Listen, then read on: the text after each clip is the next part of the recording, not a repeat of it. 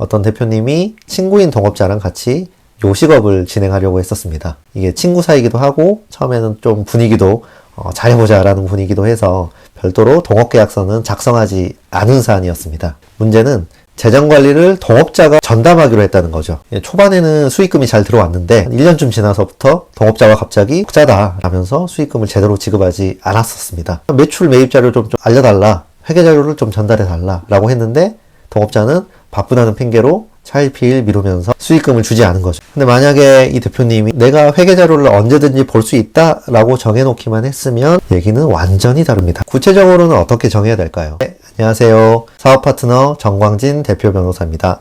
네, 많은 분들이 동업을 하는데 그 이유는 여러 가지가 있을 겁니다. 근데 내가 동업을 하거나 사업을 하는 궁극적인 이유는 결국 내가 돈을 조금이라도 더 벌고 싶어서이잖아요. 근데 일도 열심히 하고 내가 어느 정도 돈도 벌리는 것 같은데 그에 따른 배분을 제대로 받지 못한다 라고 하면 내가 계속해서 열심히 일할 이유가 없겠죠.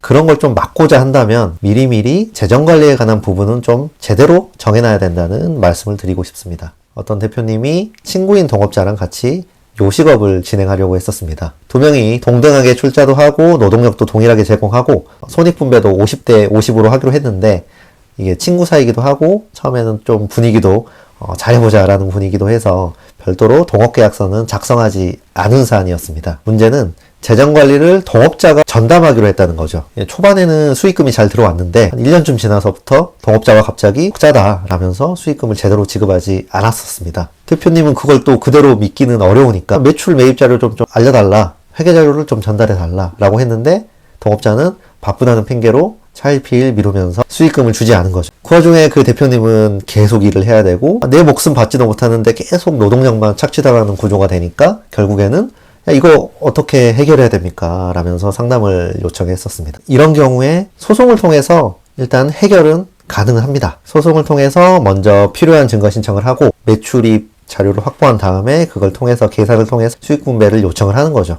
근데 이제 소송이라는 게 결국은 상당한 시간과 비용이 들 수밖에 없는 구조이고 소송을 제기하는 원고가 내가 동업자다, 수익 배분을 받을 권리가 있다, 내가 회계 자료를 공유를 받아야 되는데 받지 못했다라는 점을 주장을 하고 자료를 통해서 입증을 해야 됩니다. 사업을 병행을 하면서 소송을 진행해야 되니까 이게 너무 귀찮고 어려운 일이 될 수밖에 없는 거죠. 근데 만약에 이 대표님이 동업자 미리 동업계약서를 작성을 하면서 내가 회계자료를 언제든지 볼 수 있다 라고 정해놓기만 했으면 얘기는 완전히 다릅니다. 힘들게 여러 단계를 거치지 않고 내가 재무의 흐름이나 돈의 흐름을 알 수 있게 되니까 내가 받을 돈이 얼마인지도 금방 계산을 할 수 있겠죠. 따라서 동업을 시작하면서 재정관리에 대한 부분은 반드시 먼저 정해놔야 되고 회계 권한은 한쪽으로 몰지 않고 분산을 시켜야지 내 몫을 지킬 수 있다는 거 아셔야 됩니다. 구체적으로는 어떻게 정해야 될까요? 우선 동업자 간의 재정관리를 어떻게 할 것이냐에 대해서는 다양한 방식으로 정할 수 있습니다. 첫 번째로 재정관리를 같이 담당하는 겁니다. 가장 단순하게는 사업자 계좌를 공동 명의로 만들어서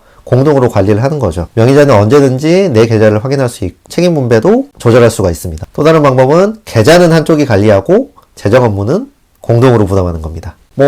예를 들자면 한쪽이 계좌 관리하고 다른 한쪽은 OTP를 관리하는 방법도 있고 아니면 한쪽이 매출 매입을 관리하고 다른 한쪽은 세무신고를 하는 방법도 있습니다. 세무신고를 하게 되면 어떤 방식으로 왜 돈이 들어오고 나갔는지를 내 눈으로 확인할 수가 있거든요. 이렇게 재정 업무를 공동으로 같이 하게 되면 서로 정보 공유를 좀 쉽게 할 수 있는 장점이 있습니다. 둘째로는 재정 업무는 한쪽이 담당을 하고 다른 한쪽은 언제든지 재무 상태를 확인하거나 아니면 감시 권한을 부여하는 방법도 있습니다. 내가 언제든지 회계 자료에 접근할 수 있는 권한을 열어두는 거죠.